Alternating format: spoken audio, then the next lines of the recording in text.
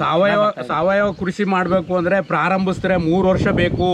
ನಾವು ಅದನ್ನ ಕೆಮಿಕಲ್ ಇಂದ ಬಿಟ್ಟು 3 ವರ್ಷ ಆದ್ಮೇಲೆ ನಮಗೆ ಅದು ಇಳುವರಿ ಬರುತ್ತೆ ಅನ್ನೋ ಒಂದು ಮಾತು ಸುಳ್ಳು.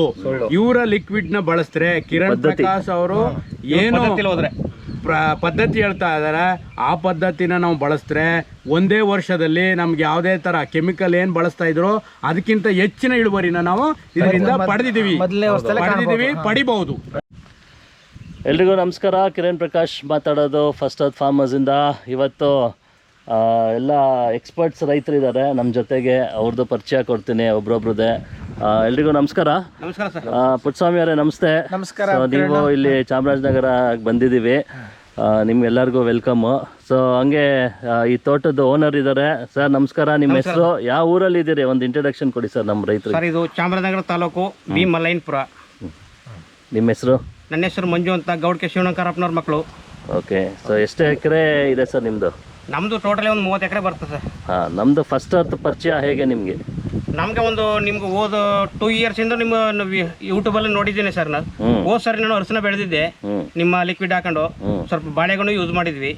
ಅರಿಶಿನ ಚೆನ್ನಾಗಿ ಬರ್ತದೆ ಸರ್. 1.5 ಎಕರೆಗೆ ನಮ್ಗೆ ಹೆಚ್ಚು ಕಮ್ಮಿ 1.5 ಎಕರೆ ಬರ್ತದೆ. ಅದರಲ್ಲಿ 60 ಕ್ವಿಂಟಲ್ ಅರಿಶಿನ ಬಂತು.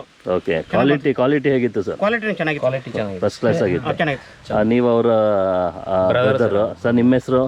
ವೀರೇಶ್ ಅಂತ. ಹಾಂ. ಸೊ ಎಲ್ಲ ನೀವು ಎಲ್ಲ ನೋಡಿದ್ದೀರಾ ಇವಾಗ? ಎಲ್ಲ ನೋಡಿದ್ದೀನಿ ಸರ್. ಅಲ್ವಾ? ಸೊ ಇವಾಗ ಈ ಪ್ಲಾಟ್ ಎಷ್ಟು ಎಕರೆ ಸರ್ ಇದು? ಇದು 4 ಎಕರೆ ಬರುತ್ತೆ ಸರ್. 4 ಎಕರೆ ಬರುತ್ತೆ. 4 ಎಕರೆ. ಇವಾಗ ಅರ್ಶಿನ ಹಾಕ್ತಾ ಇದ್ದೀರಾ ಇಲ್ಲಿ? ಆಗ್ತಾ ಇದ್ದೀನಿ ಸರ್. ನಮಸ್ಕಾರ ಮಲ್ಲೇಶ್ ಗೌಡ್ರೆ. ಸರ್ ನಮಸ್ತೆ ಸರ್. ನಿಮ್ಮ ಪರಿಚಯ ಕೊಡಿ ನಮ್ಮ ವೀಕ್ಷಕರಿಗೆ. ನಾನು ಚಾಮರಾಜನಗರ ತಾಲೂಕು ಮುತ್ಕೆ ಗ್ರಾಮದವರು ಸರ್. ನಾನು ಮಲ್ಲೇಶ್ ಗೌಡ ಅಂತ. ನಾನು ಕಿರಣ್ ಪ್ರಕಾಶ್ ಅವ್ರದ 3 ವರ್ಷಗಳಿಂದ ಬಳಸ್ತಾ ಇದ್ದೀನಿ ಸರ್. ನಾನು ಮೊದಲು ಬಾಳೆಗೆ ಪ್ರಯೋಗ ಮಾಡಿದೆ. ಬಾಳೆನಲ್ಲಿ ತುಂಬ ಯಶಸ್ವಿ ಆಯಿತು. ಅದಾದ ನಂತರ ನಾನು ಚಾಮರಾಜನಗರ ತಾಲೂಕು ಉತ್ತವಳ್ಳಿ ಗ್ರಾಮದಲ್ಲಿ ನಮ್ಮ ಸಿಸ್ಟರ್ ಜಮೀನಲ್ಲಿ ಪ್ರಯೋಗ ಮಾಡಿದೆ.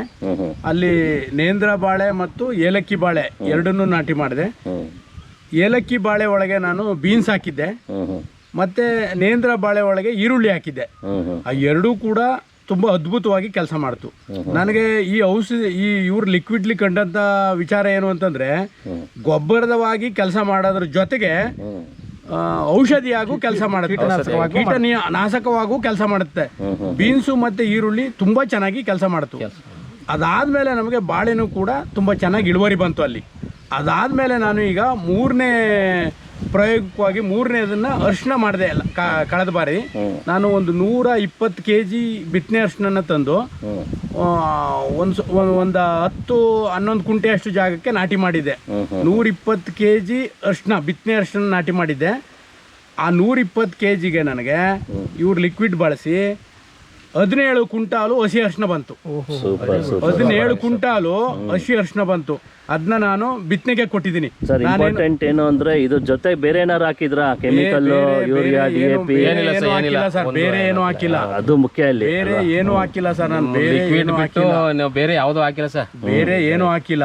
ಮೊದಲನೇದಾಗಿ ನಾವು ಏನ್ ಮಾಡ್ಬೇಕು ಅಂತಂದ್ರೆ, ಇಲ್ಲಿ ನಾವು ಭೂಮಿನ ಸಿದ್ಧ ಮಾಡ್ಕೊಳಕ್ಕಿಂತ ಮೊದಲು ಚೆಂಬೆ ಸೆಣಬನ್ನ ನಾವು ಹಾಕಬೇಕು. ಚೆಂಬೆ ಸೆಣಬನ್ನ ನಾವು ಬಿತ್ತಿ 45 ದಿನಕ್ಕೆ ಮಲ್ಚಿಂಗ್ ಮಾಡಿದ್ರೆ ಭೂಮಿಗೆ ನಾವು ಅರ್ಧ ಅಂದ್ರೆ 50% ಗೊಬ್ಬರ ಕೊಟ್ಟಂಗೆ ಆಯ್ತದೆ ಸರ್. ಇದು ನಾನು ಚಾಲೆಂಜ್ ಮಾಡ್ತಾ ಇರ್ತೀನಿ ಎಲ್ಲ ಕಡೆ, ಕೆಮಿಕಲ್ಗಿಂತ ಜಾಸ್ತಿ ಇಳುವರಿ ಗ್ಯಾರಂಟಿ ಕೊಡ್ತೀನಿ ನಾನು ಅಂತ. ಸೊ ಇದಕ್ಕೆ ಸೆಣಬು ಹಾಕ್ಲೇಬೇಕು ಅಂತ ಇವಾಗ ಒಂದು 5 ವರ್ಷದಲ್ಲಿ ಪ್ರತಿ ವಿಡಿಯೋಲಿ ಹೇಳ್ತೀನಿ ನಾನು. ಸೊ ಸೆಣಬು ಹಾಕಿ ಮಾಡಿದ್ರೆ ಮಾತ್ರ 100% ಚಾಲೆಂಜು ಕೆಮಿಕಲ್ಗಿಂತ ಜಾಸ್ತಿ ಬರುತ್ತೆ. ಅದ್ರ ಬಗ್ಗೆ ನಿಮ್ಮ ಅನುಭವ ಹೇಳಿ ಸರ್. ಅದು ಸತ್ಯ ಸರ್. ಅದು ನೀವು ಚೆಂಬೆ ಸೆಣಬು ಏನ್ ಕೆಲಸ ಮಾಡುತ್ತೆ ಅಂದ್ರೆ, ಅದು ನಮಗೆ ಭೂಮಿಗೆ 50 ನಾವೇನು ಕೊಡ್ತಿದ್ದು 100%, ಅದರಲ್ಲಿ 50% ಚೆಂಬೆ ಸೆಣಬೆಲೆ ಬಂದ್ಬಿಡುತ್ತೆ ಅಂತ ನಮ್ಮ ಅನುಭವ ಸರ್. ಅದಾದ್ಮೇಲೆ ನೀವು ಇನ್ನೊಂದು ಹೇಳ್ತಿರಲ್ಲ, 1 ಎಕರೆಗೆ 3 ಟ್ರ್ಯಾಕ್ಟರ್ ಗೊಬ್ಬರನ ಒಂದ್ ಕಡೆ ಕಾಂಪೋಸ್ಟ್ ಮಾಡಕ್ಕೆ ಹಾಕಿ ಅದನ್ನ 45 ದಿನದವರೆಗೆ ನಮ್ಮ ಲಿಕ್ವಿಡ್ ಹಾಕಿ 45 ದಿನ ಮುಚ್ಚಿಗೆ ಮಾಡಿ ಅಂತ ಹೇಳ್ತಿರಲ್ಲ, ಅದು ಇನ್ನೂ 25% ಕೆಲಸ ಮಾಡುತ್ತೆ. ಇಲ್ಲಿಗೆ ಭೂಮಿ ಸಿದ್ಧತೆ ಆಯ್ತು. ನಮ್ಮ ಲಿಕ್ವಿಡ್ ಯಾವ ತರ ನಿಮ್ಮ ಅನುಭವ ಸರ್? ಯಾವ ತರ ಬಂತು? ಚಿಗುರಿದ್ದಾಗ ಚಿಕ್ಕದಿಂದ ಸ್ಟಾರ್ಟಿಂಗ್ ಇಂದನು ಸಸಿಯಿಂದ ಏನೇನು ನಿಮ್ಗೆ ಕಾಣ್ತಾ ಬಂತು ಸರ್? ಪ್ರತಿ ಹಂತದಲ್ಲೂ ಕೂಡ ಗಿಡ ನಾವು ಒಂದ್ಸರಿ ಸ್ಪ್ರೇ ಮಾಡಿದ್ರೆ ಅಥವಾ ಒಂದ್ಸರಿ ಬುಡಕ್ ಕೊಟ್ರೆ ಬದಲಾವಣೆಗಳು ಜಾಸ್ತಿ ಬರುತ್ತೆ. ಬದಲಾವಣೆಗಳು ಜಾಸ್ತಿ ಕಾಣುತ್ತೆ, ಹಸಿರು ಜಾಸ್ತಿ ಕಾಣುತ್ತೆ. ಜೊತೆಗೆ ಯಾವುದೇ ತರ ರೋಗಗಳು ಕಡಿಮೆ ಆಗುತ್ತೆ. ಒಂದ್ ವೇಳೆ ರೋಗ ಬಂದ್ರೂ ಕೂಡ ರೋಗ ಆದಷ್ಟು ಬೇಗ ಕಡಿಮೆ ಆಗುತ್ತದೆ, ರೋಗ ನಿರೋಧಕ ಶಕ್ತಿ ಚೆನ್ನಾಗಿರ್ತದೆ. ಅದಾದ್ಮೇಲೆ ನಮಗೆ ಗೊನೆ, ಈಗ ನಾನು ಬೀನ್ಸ್ ಹಾಕಿದಾಗ ಆ ಬೀನ್ಸ್ ಕಾಯಿ ಇರ್ಬೋದು, ಈರುಳ್ಳಿ ಇರ್ಬೋದು, ಮತ್ತೆ ಗೊನೆಗೆ ನಾವು ಸ್ಪ್ರೇ ಮಾಡಿದ್ರೆ ಆ ಗೊನೆಯ ಸೈನಿಂಗ್ ಇದೆಯಲ್ಲ, ಆ ಸೈನಿಂಗ್ ನಾವು ಮಾರ್ಕೆಟಿಗೆ ತಕೊಂಡು ಹೋದ್ರೆ ಇದಕ್ಕೆ ವಿಶೇಷವಾಗಿ ಕೊಡ್ತಿದ್ರು ಬೆಲೆನ, ₹1 ₹2 ವಿಶೇಷವಾಗಿ ಕೊಡ್ತಿದ್ರು.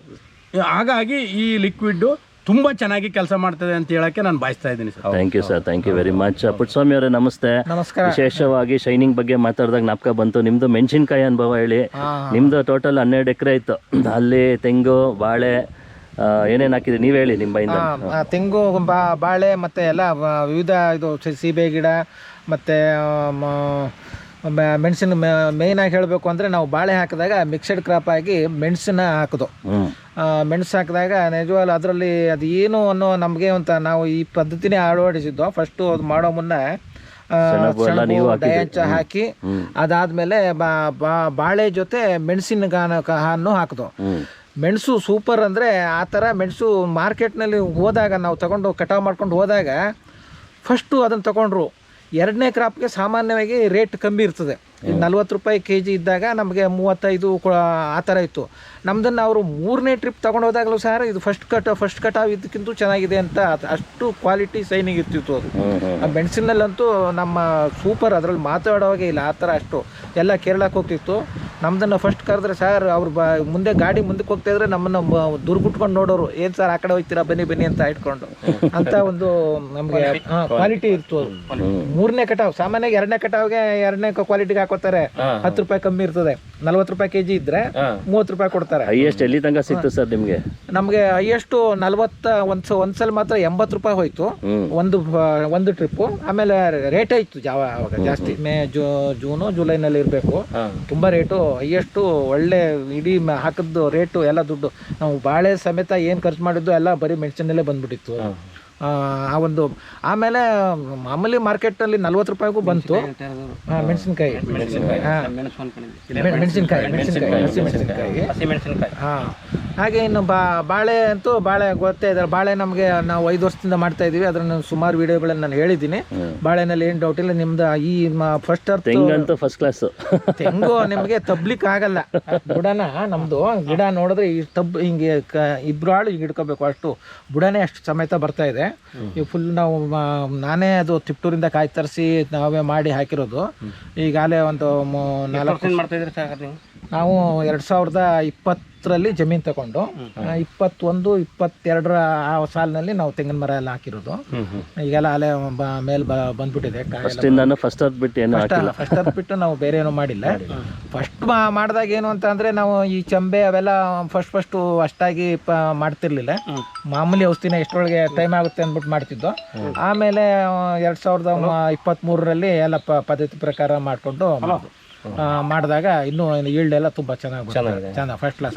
ಇವ್ರು ಲಿಕ್ವಿಡ್ ಬಳಸೋದ್ರಿಂದ ಯಾರು ಬಾಳೆ ನಾಟಿ ಮಾಡ್ತಾ ಇದ್ದಾರೆ ಅವ್ರಿಗೆ ನಂದೊಂದು ಸಲಹೆ ಏನು ಅಂತಂದ್ರೆ, ಯಾವುದೇ ತರ ದೊಣ್ಣೆ ಅಥವಾ ಟೇಪು ಕೊಡುವಂತ ಬೆಡ್ ಕಟ್ಟೋದು ಈ ಸಿಸ್ಟಮ್ ಬೇಕಾಗಿಲ್ಲ. ಇವ್ರು ಲಿಕ್ವಿಡ್ ಬಳಸಿದ್ರೆ ಬೇರು ತುಂಬಾ ಗಟ್ಟಿ ಇರೋದ್ರಿಂದ ಗಾಳಿಗೆ ಯಾವುದೇ ಕಾರಣಕ್ಕೂ ಇವರ ಲಿಕ್ವಿಡ್ ಬಳಸಿ ನಾವು ಬೆಳೆ ಮಾಡಿದ್ರೆ ಯಾವುದೇ ಕಾರಣಕ್ಕೂ ಬುಡ ಬೀಳಲ್ಲ. ಕೆಮಿಕಲ್ ಆಗದೆ ಬರೋದೇ ಇಲ್ಲ ಅಂತಾರಲ್ಲ, ಅಂತ ರೈತರಿಗೆ ಅಂತವ್ರಿಗೆ ಏನು, ಯಾಕಂದ್ರೆ ಅವ್ರಿಗೆ 100% ಇನ್ಫಾರ್ಮೇಶನ್ ಇಲ್ಲ. ಎಷ್ಟೊಂದು ಜನ ಸೋತಿದ್ದಾರೆ. ಆರ್ಗ್ಯಾನಿಕ್ ಅಂತ ಇವಾಗ 100 ಬದ್ದಿ ಸೋತಿದ್ದಾರೆ. ಅವರು ನಮ್ಮ ಮೇಲೆ ನಂಬಿಕೆ ಇರಲ್ಲ ಅವ್ರಿಗೆ. ಬಟ್ ಅವ್ರನ್ನ ಈಗ ತೋರಿಸ್ಬೇಕು, ನಾವು ಬೆಳೆದು ತೋರಿಸಿದಾಗ ಆಗ ನಂಬಿಕೆ ಬರುತ್ತೆ. ಇವಾಗ ನೀವು 2 ವರ್ಷದಿಂದ ಮಾಡ್ತಾ ಇದ್ದೀರಾ, ಇವಾಗ ಮಲ್ಲೇಶ್ ಗೌಡ್ರು 3 ವರ್ಷದಿಂದ ಮಾಡ್ತಾ ಇದ್ದಾರೆ. ನೀವೆಲ್ಲ ಪಾಸ್ ಆಗಿ ಕೆಮಿಕಲ್ ಇವಾಗ ಬಿಟ್ಟು ಫುಲ್ ನಮ್ದೇ ಮಾಡ್ತಿರೋದ್ರಿಂದ ಏನ್ ಹೇಳಕ್ ಇಷ್ಟಪಡ್ತೀರಾ ಬೇರೆ ರೈತರಿಗೆ? ಈಗ ಸಾವಯವ ಕೃಷಿ ಮಾಡ್ಬೇಕು ಅಂದ್ರೆ ಪ್ರಾರಂಭಿಸಿದ್ರೆ 3 ವರ್ಷ ಬೇಕು. ನಾವು ಅದನ್ನ ಕೆಮಿಕಲ್ ಇಂದ ಬಿಟ್ಟು 3 ವರ್ಷ ಆದ್ಮೇಲೆ ನಮಗೆ ಅದು ಇಳುವರಿ ಬರುತ್ತೆ ಅನ್ನೋ ಒಂದು ಮಾತು ಸುಳ್ಳು. ಇವರ ಲಿಕ್ವಿಡ್ ನ ಬಳಸಿದ್ರೆ ಕಿರಣ್ ಪ್ರಕಾಶ್ ಅವರು ಏನು ಪದ್ಧತಿ ಹೇಳ್ತಾ ಇದಾರೆ ಆ ಪದ್ಧತಿನ ನಾವು ಬಳಸಿದ್ರೆ ಒಂದೇ ವರ್ಷದಲ್ಲಿ ನಮ್ಗೆ ಯಾವುದೇ ತರ ಕೆಮಿಕಲ್ ಏನ್ ಬಳಸ್ತಾ ಇದ್ರು ಅದಕ್ಕಿಂತ ಹೆಚ್ಚಿನ ಇಳುವರಿನ ನಾವು ಇದರಿಂದ ಪಡೆದಿದ್ದೀವಿ, ಪಡಿಬಹುದು. ಸರ್ ಇವಾಗ 1 ವರ್ಷ ಅಂದ್ರೆ ಫಸ್ಟ್ ಇಯರೇ ಸಕ್ಸಸ್ ಆಗುತ್ತೆ, ಬಟ್ ನಮ್ ಭೂಮಿನ 45 ದಿನದಲ್ಲೇ ನಾವು ಚೇಂಜ್ ಮಾಡ್ಬಿಡ್ಬೋದು. So 100% guarantee. ನಾನು ಹೆಂಗ್ ಚಾಲೆಂಜ್ ಅಂತ ಇರ್ತೀನಿ, ಅದು ನಿಮಗೂ ಗ್ಯಾರಂಟಿ ಬಂದಿದೆ, ಯಾಕಂದ್ರೆ ನೀವು 3 ವರ್ಷದಿಂದ ಎಲ್ಲಾ ತರ ಬೆಳೆಗೂ ಟ್ರೈ ಮಾಡಿದೀರಾ ಅಲ್ವಾ. ಸೊ ಇವತ್ತು ಅರ್ಶನ ಹಾಕ್ತಾ ಇದೀವಿ. ಸೊ ವೀಕ್ಷಕರೇ, ಅರ್ಶನ ಹಾಕೋದು ಕಂಟಿನ್ಯೂಸ್ 1 ವರ್ಷ 8 ತಿಂಗಳು. ಇವಾಗ ನಾವೇನು ಅರ್ಶನ ಪ್ರತಿಯೊಂದು ತೋರ್ಸೋಣ ಎಲ್ಲ ವೀಕ್ಷಕರಿಗೆ, ಎಲ್ಲ ರೈತರಿಗೂ. ನಾವು ಮಾಡ್ತಾ ಇರೋದು ಭೂಮಿ ತಾಯಿ ಉಳಿಬೇಕು, ಭೂಮಿ ತಾಯಿ ಉಳಿದ್ರೆ ರೈತರು ಉಳಿಯೋದು, ರೈತರು ಉಳಿದ್ರೆ ಮಾತ್ರ ದೇಶ ಮುಂದೆ ಬರೋದು ಅಂತ ಹೇಳಕ್ಕೆ ಇಷ್ಟಪಡ್ತೀನಿ. ಧನ್ಯವಾದ sir, thank you very much. Thank you.